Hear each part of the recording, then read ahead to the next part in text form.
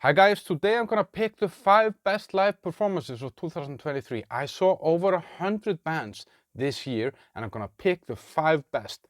Now how can someone see over 100 bands live? Well, first of all, I live in the Czech Republic where there is huge demand for heavy metal and rock and roll. So a lot of bands come here. Secondly, it's kind of en route. You can't really be touring Europe without going in here anyway, so why not set up a gig? And there are big festivals here that I go to every year, plus I can drive easily to Germany, Austria, Hungary, Slovakia, and the neighboring countries. I managed to see some bands that I thought I would never see, plus I saw some bands that I will never see again, like Kiss and The Who.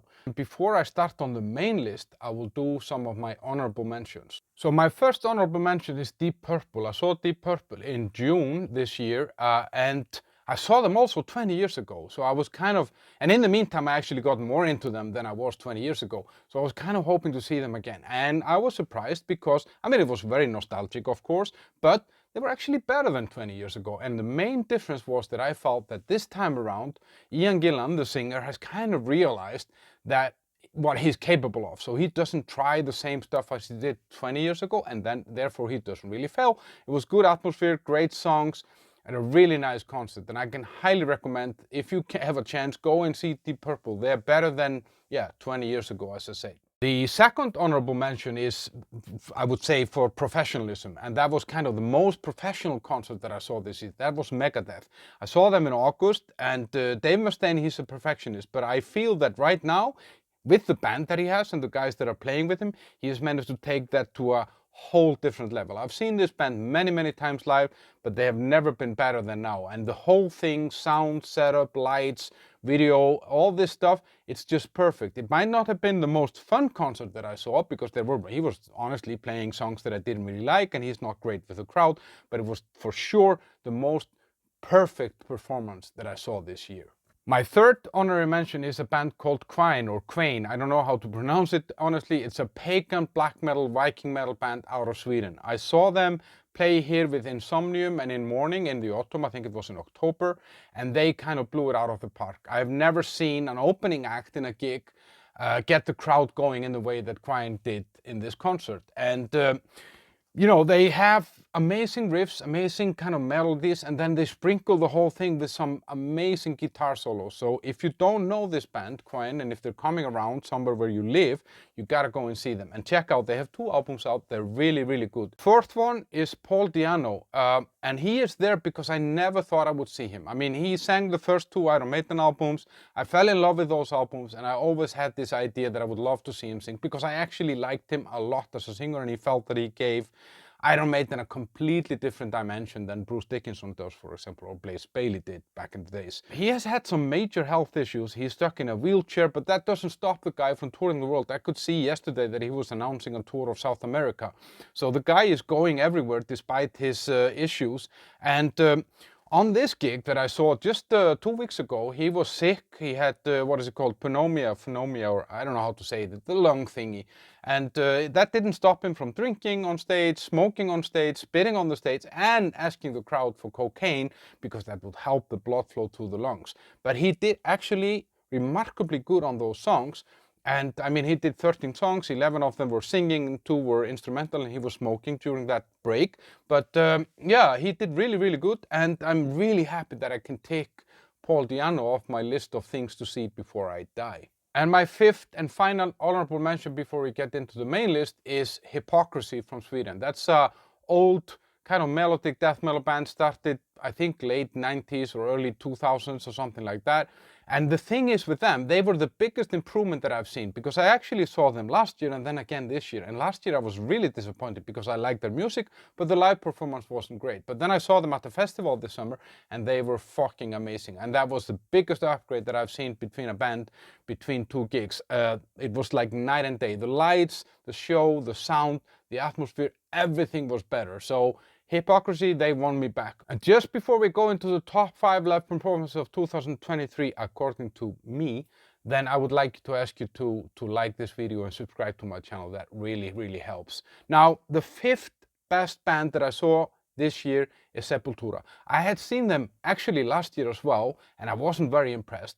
Now, this was a big upgrade. I saw them in a festival in August, and I didn't really expect anything spectacular, but it proves the bigger, the better. Size matters, because when you put them on a stage with 30,000 people in front of them, they are insane. They're jumping around, the crowd is jumping around, the sound gets to flourish, and the band was amazing. It was kind of the same set list, which I didn't like the first time around, but this time it actually worked, even that they played a lot of new songs. Now, let's see what I thought about this band after that festival performance. A huge crowd, and the atmosphere was amazing. Everyone was jumping, and they mixed in songs from the new album that they're touring now into the older stuff in a very good way. So you never felt these 2-3 songs in a row that is boring or something. It was perfect, and the band was on fire. The singer was really good with the crowd. It was great. Now with Sepultura, obviously there are haters out there. There are people that are angry that the brothers are not on board, but let's face it, this band has been around longer without the brothers than with them, and this is what we can get, so let's just enjoy it.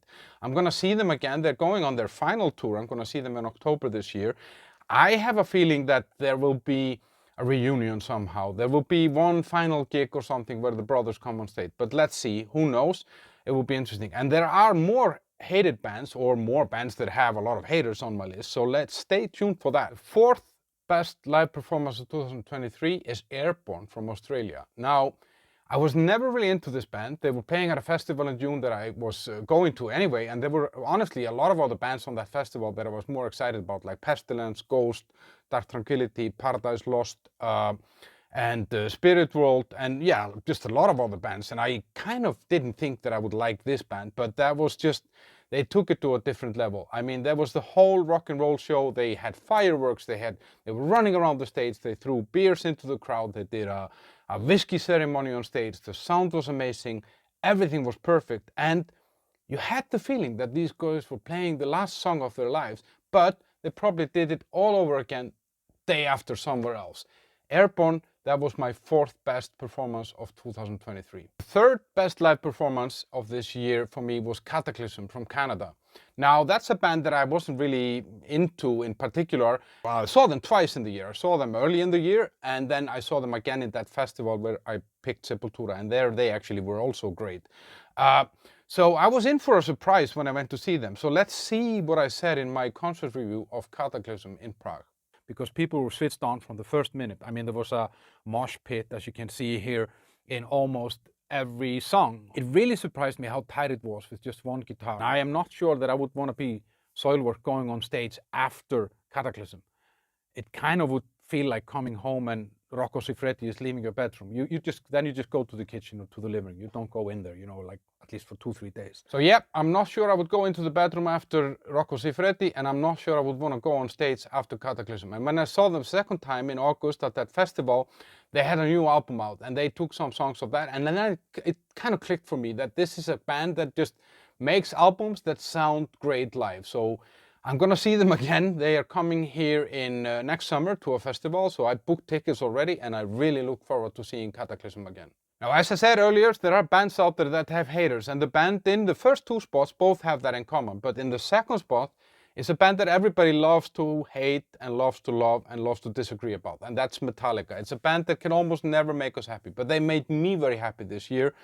They came out with that new album in April this year, and the whole engine around Metallica, the commercial engine, started roaring. You know, there were cinema screenings, there were the no repeat weekend, there was the album pre-sale, there was a live show in cinema in the autumn. Everything around this is big. And this, I went to Hamburg. I drove all the way to Hamburg to see Metallica play live 2 nights, one on Friday, one on Sunday, and that was fucking amazing. No other band can pull this off. The band, well, the stage and the lights and all that, plus that the band is such a good shape now. I've never seen Lars better than this year.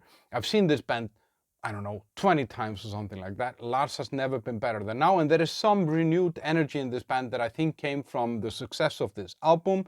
And over those 2 nights, it kind of becomes a Metallica weekend. There is a pop-up store. You're sitting next to the same people 2 nights in a row, so you kind of make mini friendship. You see the same characters again and again. And yeah, it was kind of a weekend marinated in Metallica somehow, which was great. What I really like about it is that over 2 nights you have 2 different set lists, so that means 32 songs of Metallica, which is something that you might not get all the time, because usually they do, you know, 15, 16 songs maximum. So that gave space for a lot of deeper cuts, let's say, or songs that I'd never seen live, and that was amazing. But let's see what I said about this concert back after that weekend in Hamburg. So yeah, the kind of overall experience and my kind of rating on this whole event or experience, I don't know, or intervention or whatever you want to call this. So I have to give this 10. This was everything that I wanted and a little bit more. And the whole experience around this, the city was great. I mean, Hamburg is a great city. Meine Deutsche Freunde, your city is amazing. And everyone was super chilled, super welcoming and helpful. And in the stadium, people were just smoking everywhere, drinking beer, no stress about anything. So should you go? Yes, you should go and see this if you possibly can. It's definitely worth every single penny. Also go to the pop-up store, it's worth every single penny. So yes, Metallica gets my second best performance of 2023. I highly recommend this. They're going to go out and do the same tour in Europe or some European dates next summer. I'm thinking about going again because this is totally worth it. There is just some energy and atmosphere around this that no other band can create, and they actually managed to make it sound good. Even though it's a circular stage in the middle of a 100,000 people stadium, it sounded great. Now, the best performance of 2023 is Pantera. There was a lot of skepticism, a lot of criticism. This is not the Pantera, this is a cover band, whatever, blah, blah, blah, because the brothers are missing. And obviously, I kind of fell a little bit into that trap. Let's see how I felt when this concert took place. Then I went in to see Elegant Weapons, who were opening, and it was like half full, the whole venue. And I was like, shit, what's going on? You know, this is fucking Pantera, you know, it should be full. And then I thought, okay, yeah, maybe other people were skeptic, not just me, and maybe there's been too much negativity around this whole thing. And actually, it didn't get better because I sat down to watch Elegant Weapons, which is the guitar guy from, what's his name, Richie Faulkner from Judas Priest. And it's like a super group. I don't remember where the guys were from. I think one from Aussie or something like that. Anyway, I wanted to hear them because I heard their latest album, or the new album that they just put out. But the sound was so fucking bad that I gave up after half a song. And I was like, shit, what did I get myself into? And this house sometimes has tricky sound. I've seen Slipknot there in a horrible sound. And when it's not full, it echoes, like badly. And so I went out and was kind of, okay, can I get some earplugs? And I couldn't find the earplugs, so I went and found toilet paper. It's the first time that I even think about putting something in my ears, because I thought, okay, it's Pantera.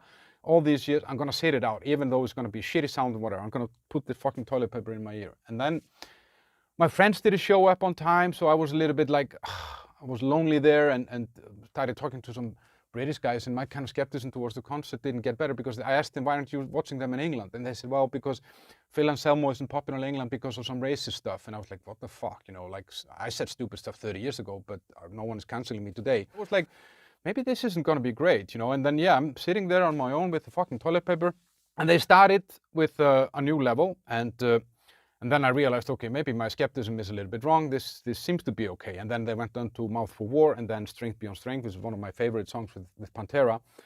And then Becoming and I'm Broken, these were the first 5 songs. And I was like, shit, this is the shit. This is fucking Pantera, you know. But then, yeah, when it came on and when it hit, people just went fucking mad, you know, like, and you can see this guy here next to me, that he was just the whole time, he punched me in the head a million times. He was just going fucking nuts. And I haven't seen this with a lot of bands here in Prague. I mean, the crowd here can be a little bit dull sometimes, but these guys, they just fucking got them. And I've seen this only once here, I think before, twice maybe. Once on Slipknot and on In Flames. And my friend said to me on the way out, let's see where they're playing tomorrow so we can go and see them. But we can't actually, because it's Gojira tonight. But maybe, who knows? I would go and see Pantera again on this tour if I can. My verdict, a rare one. I'm gonna give this 11 out of 10. They fucking blew it out of the park. The pros of this was that it was super, super tight. Like a wall of sound. And the sound obviously was perfect. The mixer guy was doing a great job. Great performance by the whole band. There was nothing wrong. I mean, like, Phil was, as I said, my expected weak link, but he was fucking killing it. The energy from the band that radiated to the crowd, that was just spot on. The sound, yeah, as I said, was top notch, and I didn't need my toilet paper.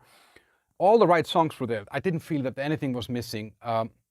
And then, yeah, they paid a really nice tribute to the brothers, and I think that was really, really great. Now, obviously, you know, I would love to see this more. I would love these guys to tour this more because this is great. I'm not sure I want them to make new music like the rumor has been around, but who knows? Maybe that would be great as well because, I mean, let's face it, these are good people. Charlie on the drums, Zach on the guitars, and then Rex and Phil. You know, this is all good musicians, so they might pull something out of the rabbit hat that would be great, but I don't know. Somehow this was great as it is. Great sound, great gig, great atmosphere, everything was good, and I just wanted more of this, you know. Now, not everyone can be the best, you know, like if I have to pick 5 best and 5 honorable mentions, there were also some really, really shitty performances, which I will cover in another video that I will put out soon. In the meantime, you can check out my top 10 albums of 2023, you can check out my 5 worst albums of 2023, and you can check out my 5 best female bands of 2023. So see you guys.